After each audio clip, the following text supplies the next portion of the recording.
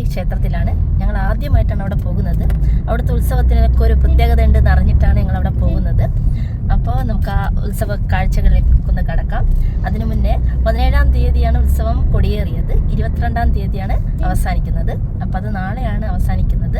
അതിൻ്റെ പ്രാധാന്യത്തെക്കുറിച്ചും ഒക്കെ ഞാൻ പിന്നെ പറയാം, വഴിയേ പറയാം. ഞങ്ങൾ അമ്പലത്തിലെത്തുമ്പോൾ 6:30 കഴിഞ്ഞിട്ടുണ്ട്. കൃത്യം 6:30ക്കാണ് പന്തത്തിന് തീ കൊളുത്തുക. ഞങ്ങളത് കണ്ടില്ല ഗൈസ്. അപ്പോൾ ദൂരെ നിന്ന് പൊട്ടുപൊട്ടായിട്ട് ഇങ്ങനെ ദീപങ്ങളിങ്ങനെ തെളിയുന്ന കാഴ്ച കാണുന്നുണ്ട്. ഇതിൽ എത്രത്തോളം കാണുന്നില്ല. നല്ല തിരക്കായിരുന്നു ഗൈസ്. അതേപോലെ തന്നെ നല്ല ബ്ലോക്കും. കല്ലാച്ചേരി പുഴയുടെ ഓരത്തായിട്ടാണ് ഈ അമ്പലമുള്ളത്. പണ്ട് കാലത്തൊക്കെ കടവൊക്കെ കടന്നിട്ടാണ് ആൾക്കാർ അമ്പലത്തിൽ തൊഴാനൊക്കെ വരുന്നത്, ഉത്സവത്തിനൊക്കെ. ഇപ്പം ചില ആൾക്കാരൊക്കെ അങ്ങനെ വരുന്നുണ്ട്. ഇതെന്തിനാണ് ഞാനിവിടെ പറയുന്നതെന്നല്ലേ, ഇതുമായിട്ട് ബന്ധപ്പെട്ടിട്ട് ഒരു ഐതിഹ്യ കഥയുണ്ട്. അതും കൂടി ഞാൻ പറയാം. ലൈറ്റൊക്കെ തെളിയുമ്പോൾ ആ പന്തത്തിൻ്റെ വെളിച്ചം എത്തുന്നില്ല. ഇവിടെ ഇരുട്ടാണെങ്കിൽ ഭയങ്കര സൈറ്റായിരിക്കും. നല്ല തിരക്കാണ് ഗൈസ്. ഞാൻ അമ്പലത്തിൻ്റെ ഒരു സൈഡിൽ ഇവിടെ ഇങ്ങനെ നിൽക്കുകയാണ്. എങ്ങനെയും ഉള്ളിലോട്ടേക്ക് പോകേണ്ടതെന്ന് എനിക്കൊരു പിടിയുമില്ല. എന്നാലും എന്താ ഇതൊന്നും എനിക്ക് മനസ്സിലാകുന്നില്ല. കണ്ടോ, ഈ പന്തത്തിലിങ്ങനെ മുളയുടെ വടിയാണ്. മുളയുടെ വടീൻ്റെ അറ്റത്ത് ഓല കെട്ടിയിട്ടാണ് ഇതിങ്ങനെ ഉള്ളത്.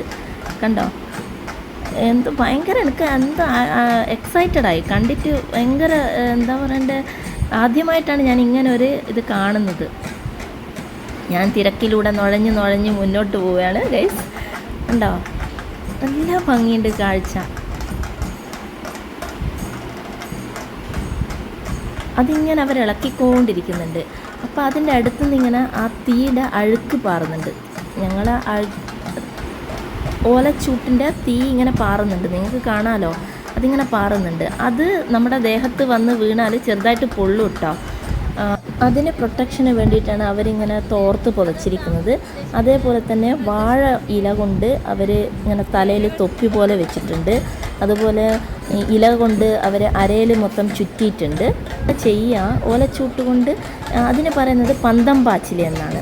ഈ പന്തം പാച്ചിൽ ചെയ്യുക വ്രതശുദ്ധിയോടെ പുരുഷന്മാരാണ്. ഓരോ പന്തവും തീരുമ്പോൾ അടുത്തത് റെഡിയാക്കി വെക്കുന്നുണ്ട്. കുറുളിക്കാവിലെ ഐതിഹ്യ കഥ. ദരിദ്രരായ അച്ഛനും 5 മക്കളും ദാരിദ്ര്യം മൂലം പായക്കപ്പലിൽ നാട് വിട്ടിറങ്ങിയതാണ്. യാത്രാമധ്യേ പായൽക്കപ്പൽ തകർന്ന് പുഴ മാർഗം അവർ നാട്ടിലെത്താൻ ശ്രമിച്ചു. അതിൽ ഒരാൾ പുഴയിൽ മുങ്ങി മരിച്ചു. ബാക്കി 4 സഹോദരങ്ങളും കയറിയ സ്ഥലങ്ങൾ ഇപ്പോൾ 4 അമ്പലങ്ങളാണ്. അതിൽ ഒരാൾ കുറുളിക്കാവിൽ എത്തിപ്പെട്ട് പാൽ കറന്നു വരുന്ന സ്ത്രീയോട് ദാഹജലം ചോദിച്ചു. പാലാണ് അവർ കൊടുത്തത്. എന്നാൽ തീണ്ടിപ്പോയെന്ന് മനസ്സിലായ അവർ അവിടെ നിന്ന് സ്ഥലം വിട്ടു. പല സ്ഥലങ്ങളും അലഞ്ഞു തിരിഞ്ഞു. അവസാനം വീണ്ടും ഇതേ സ്ഥലത്ത് തന്നെ എത്തിച്ചേർന്നു. അവിടെയുള്ള കാട്ടിലേക്ക് കയറിപ്പോയത് മനസ്സിലാക്കിയ നാട്ടുകാർ തിരയാൻ വേണ്ടി ഓലച്ചൂട്ട് കെട്ടി വീശി പരിധി നോക്കി. ആളെ കാണാതായി. പ്രശ്നം വെച്ചപ്പോൾ ദൈവസാന്നിധ്യമുണ്ടെന്ന് കണ്ടെത്തി. അവിടെയാണ് ഈ അമ്പലം നിർമ്മിച്ചത്. കുറുവള്ളിക്കാട് പിന്നീട് കുറുളിക്കാവായി മാറിയതാണ്. ഒരുപാട് തെയ്യം കെട്ടി ആടുന്നുണ്ട്. കുംഭമാസത്തിലെ 7, 8, 9 തീയതികളിലാണ് ഇവിടെ ഉത്സവം. അപ്പം നല്ലൊരു രസകരമായ ഒരു കാഴ്ചയാണിത്. എല്ലാവർക്കും ഇഷ്ടമായെന്ന് കരുതുന്നു. അപ്പോൾ ഇഷ്ടമായെങ്കിൽ ലൈക്ക് ചെയ്യുക. Thank you so much. അടുത്ത വീഡിയോ ആയിട്ട് കാണാം. Bye bye.